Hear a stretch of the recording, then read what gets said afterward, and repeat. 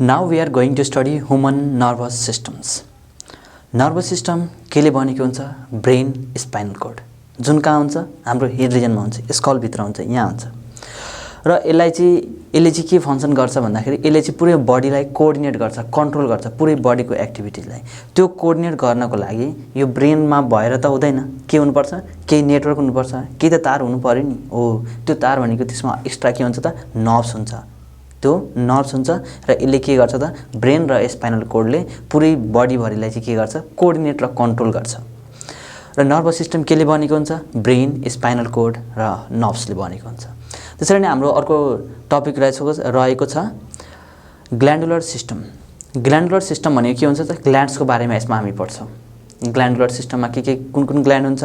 Just like pituitary gland, adrenal gland, thyroid gland, parathyroid glands अनि gonads हुन्छ, pancreas etcetera are the glands. यसरी चाहिँ यिनीहरू gland मिलेर के बनाउँछ त? ग्ल्यान्डुलर सिस्टम बनाउँछ। इन द सेम वे अब हामी हेर्छौँ नर्भस सिस्टम। यहाँ नर्भस सिस्टममा यहाँ हेर्न सक्छौँ हामीले ब्रेन, यहाँ हेर्न सक्छौँ स्पाइनल कोर्ड, यो भनेको सेन्ट्रल नर्भस सिस्टम भयो। यसरी यो पुरै छ सेन्ट्रल नर्भस सिस्टम भयो। र यहाँ हामीले चाहिँ यो स्पाइनल कोर्डबाट चाहिँ स्पाइनल कोर्ड र ब्रेनबाट के हेर्न सक्छौँ हामीले? यहाँ नर्भ्स निस्केको, यो चाहिँ नर्भ्सहरू हेर्न सक्छौँ हामीले। यसरी चाहिँ योहरू के भयो त? नर्भ्स भयो।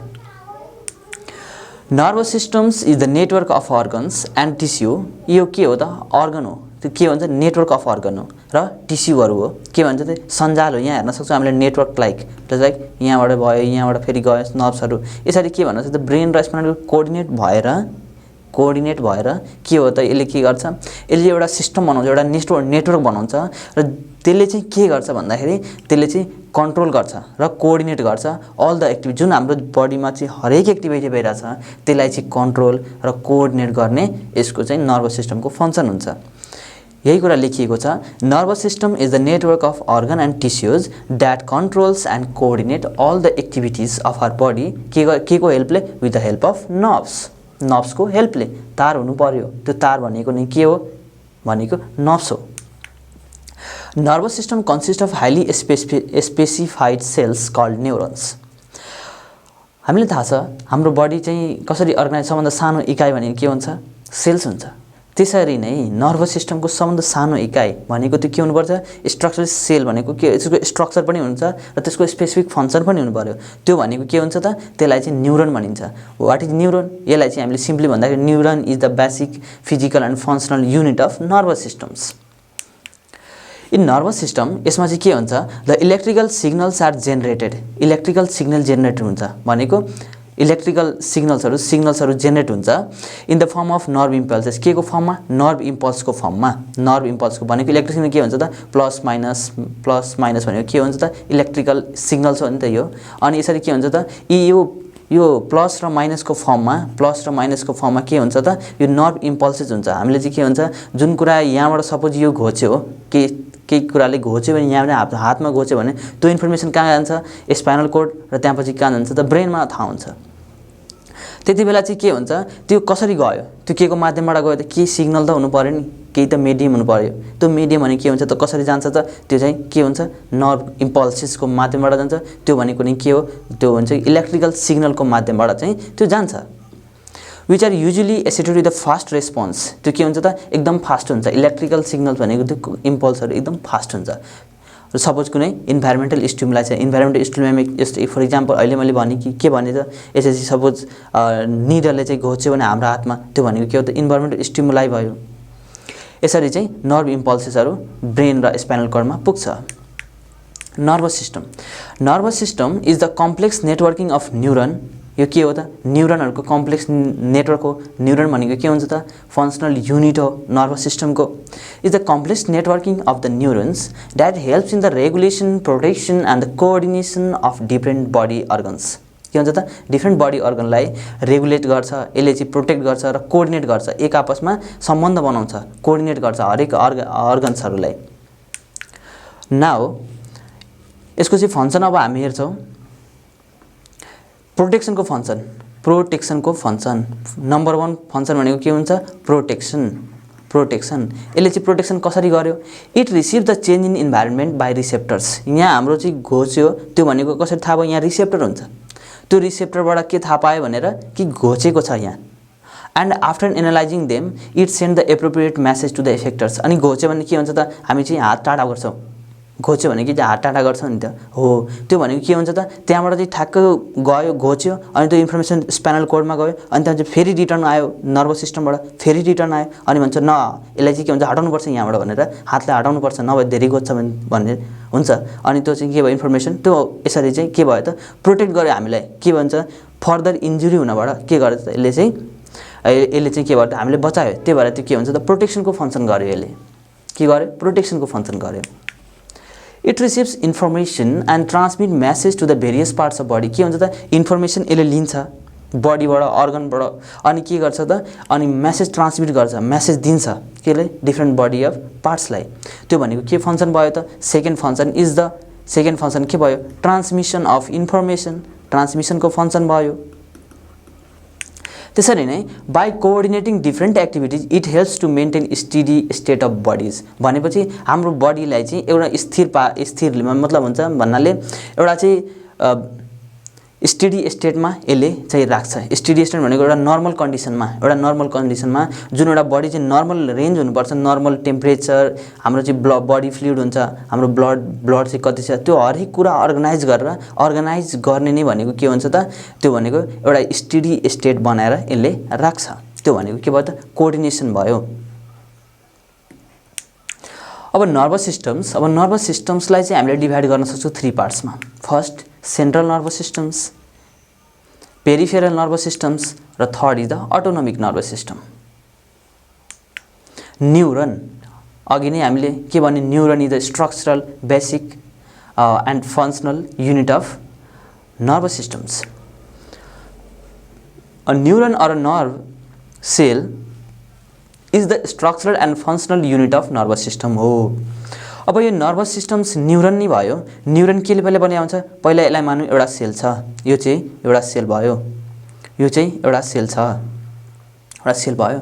तर यहाँ सेलबाट के छ यहाँबाट चाहिँ के गर्छ एउटा प्रोसेस बाहिर ब्रान्च निस्केको छ, यो ब्रान्च निस्केको छ, यसरी चाहिँ यो ब्रान्च निस्केको छ, यो चाहिँ एउटा चाहिँ ब्रान्च निस्केको छ। एउटा पहिला एउटा सेल थियो र सेलबाट के छ ब्रान्च निस्केको छ, यहाँबाट फेरि ब्रान्च निस्केको छ, यहाँबाट फेरि ब्रान्च निस्केको छ। हामीले ब्रान्चहरू हेर्न सक्छौँ हो कि यो सानो ब्रान्चलाई चाहिँ के भन्छ डेन्ड्राइट भनिन्छ। अनि यो भनेको सेल के हो यो भनेको सेल बडी। अनि अर्को हामीले हेर्न सक्छौँ यहाँ यो सेल बडीबाट एउटा चाहिँ के हुन्छ त लङ के हुन्छ त प्रोसेस भनेको यसरी यो भयो, यसरी हामीले के बनायौँ यो डेन्ड्राइट बन्यो, यो सेल बडी यसरी हामीले हेर्न सक्छौँ। यो चाहिँ के भनिरहेछ त डेन्ड्राइट बनिरहेछ। अनि यहाँबाट हामीले लङ हेर्न सक्छौँ, यो लङ यो भनेको के हुन्छ त लङ प्रोसेस भनेको यो के हो त एक्जन हो, यसलाई चाहिँ के भनिन्छ एक्जन, यो भनेको के हो एक्जन हो। ह्युमन नर्भस सिस्टम र यस्तो यो जसरी हामीले यो न्युरोनको यसबाट स्ट्रक्चर हेरिरहेछौँ यस्तो चाहिँ कतिवटा हुन्छ 100 billions neurons are present in our human body. एउटा चाहिँ नर्भस सिस्टममा बडीको नर्भस सिस्टममा कति हुन्छ 100 बिलियन न्युरोन्स चाहिँ प्रेजेन्ट हुन्छ। Neuron consist single cell body भनेको cell body also known as soma. Cell body हामीले हेर्न सक्छौँ यो भनेको के हो यो पर्सन भनेको के हो सेल बडी हो, यो पर्सन भनेको के हो cell body. And as typical cells the cell body soma consist यसमा के हुन्छ न्युक्लियस हुन्छ, यो सेलमा के हुन्छ यो सेलमा के हुन्छ न्युक्लियस हुन्छ। र साइटोप्लाज्म भनेको के हुन्छ यो भित्रको structure cytoplasm. And sale membrane भनेको के हुन्छ त सेललाई कभर गर्ने भनेको के हुन्छ cell membrane. It is also known as neuroplasmalemma भनिन्छ, यसलाई चाहिँ सेल मेम्ब्रेन हामी बुझ्दा हुन्छ। न्युरोन अब न्युरोनको हामी हेर्छौँ cyton is concern with the metabolic maintenance. यो भनेको अनि साइटन भनेको के हो त सेल बडी हो, सेल बडी अर सोमा अर साइटन भनेको यो चाहिँ भयो। यो चाहिँ यसको फङ्सन के हुन्छ त मेटाबोलिक मेन्टेनेन्स र ग्रोथको यसको फङ्सन हुन्छ। मेटाबोलिक मेन्टेनेन्स भनेको यो सेल बडीमा डिफ्रेन्ट के हुन्छ न्युरोट्रान्समिटर भनेको डिफ्रेन्ट केमिकलहरू यहाँ प्रोड्युस हुन्छ र त्यसले के गर्छ डिफ्रेन्ट बडी पार्ट्समा जान्छ र त्यसले के गर्छ त एउटा फङ्सन भन्छ। र अब हामीले खाना खाएपछि के हुन्छ डाइजेस्ट हुनु पर्यो अनि यहाँबाट एउटा इन्फर्मेसन त ट्रान्समिट हुनु पर्यो नि हाम्रो बडीले चाहिँ खाना खायो भनेपछि त्यसपछि के डाइजेस्ट हुनुपर्छ अनि इन्फर्मेसन कहाँबाट जान्छ यो ब्रेनबाट जान्छ त्यो कहाँबाट जान्छ त्यसको लागि के चाहियो के केमिकल चाहियो त्यो भनेको साइटोप्लाज्मिक केमिकलहरू के हुन्छ बन्छ त्यो बन्ने प्रक्रियालाई नै के भन्छ मेटाबोलिक भनिन्छ त्यो बनेपछि फेरि डिस्ट्राय पनि हुनु पर्यो मेटाबोलिक भनेको metabolism is equal to catabolism plus anabolism हुन्छ क्याटाबोलिजम प्लस एनाबोलिजम एनाबोलिजममा के हुन्छ एनाबोलिजममा के हुन्छ केही सबस्टान्स क्रिएट हुन्छ के हुन्छ क्रिएट हुन्छ र क्याटाबोलिजममा के हुन्छ डिस्ट्रोय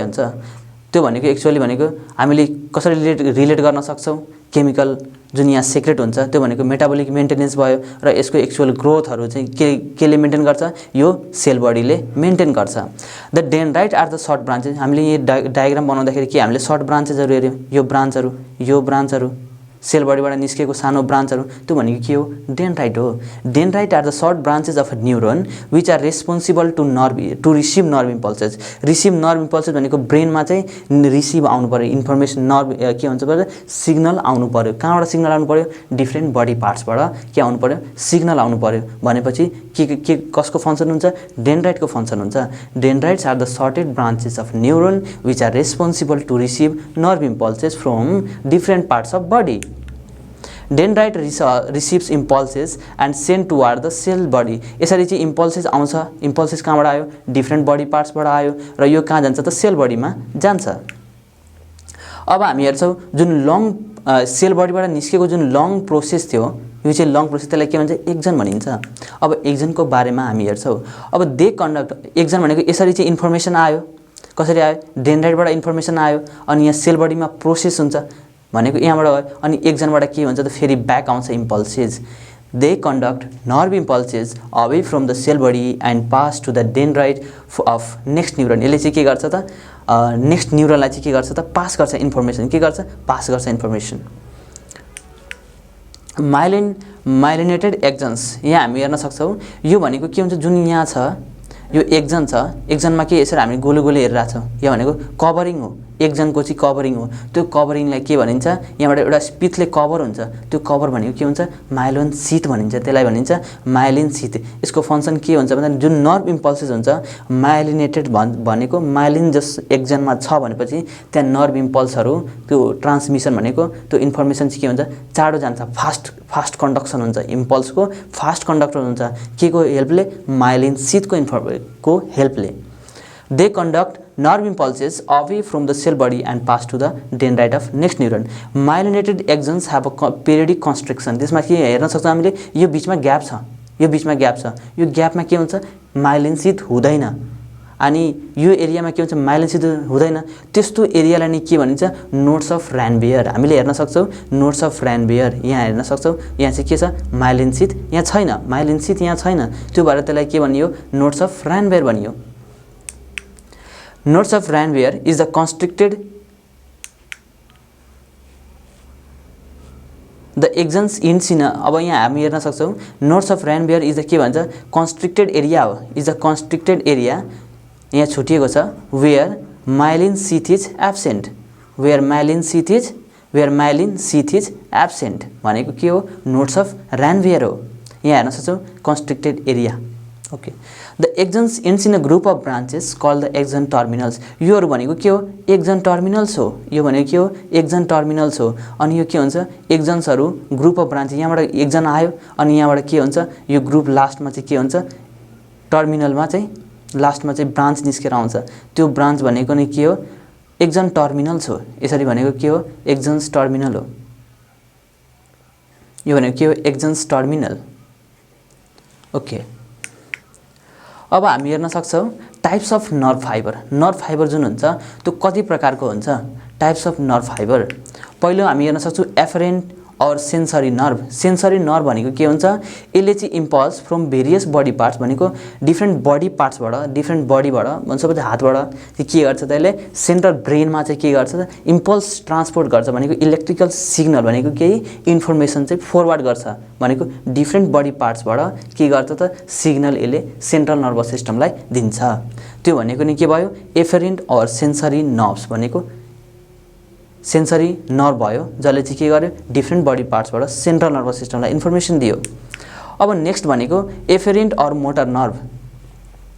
यहाँ हेर्न सक्छौ इफेरेन्ट अर मोटर नर्भ यसले चाहिँ के गर्छ त impulse to the different parts of body के गर्छ फेरि चाहिँ इन्फर्मेसन आउनु पर्यो इम्पल्स आउनु पर्यो भनेपछि यसले चाहिँ ब्रेनबाट स्पाइनल कोर्डबाट इन्फर्मेसन कहाँ ट्रान्सफर गर्छ त हाम्रो बडी पार्ट्समा ट्रान्सफर गर्छ। यो मोटर नर्भ भयो। सेन्सरी नर्भ भनेको के हुन्छ सेन्सरी नर्भ भनेको इम्पल्सेस कहाँबाट चाहिँ बडी पार्ट्सबाट सेन्ट्रल नर्भस सिस्टममा र सेन्ट्रल नर्भस सिस्टमबाट बडी पार्ट्समा जाने भनेको के हुन्छ मोटर नर्भ हुन्छ। त्यसलाई also known as efferent motor nerves efferent nerve or motor nerve. र अर्को हुन्छ इन्टरन्युरोन भनेको इट कन्भर्ट सेन्सरी इम्पल्स जुन सेन्सरी इम्पल्स आइरहेछ जुन बडीबाट आइरहेछ त्यसलाई चाहिँ के गर्छ त मोटर इम्पल्समा ट्रान्समिट गर्छ। यहाँ हामीले हेर्न सक्छौँ यो इन्टरन्युरोन यसले के गरिरहेछ सेन्सरी इम्पल्सलाई के गरिरहेछ मोटर इम्पल्समा ट्रान्सफर गरिरहेछ। यो एफेरेन्ट भयो। एफेरेन्टमा हामी हेर्न सक्छौँ यहाँ हेर्न सक्छौँ एफेरेन्ट नर्भ फाइबर यसले चाहिँ के गर्दै रिसेप्टर इन द स्किनमा छ। यहाँ स्किनमा चाहिँ के गरिरहेछ त यसले चाहिँ इन्फर्मेसन कहाँ लगिरहेछ सेन्ट्रल नर्भस सिस्टममा लगिरहेछ।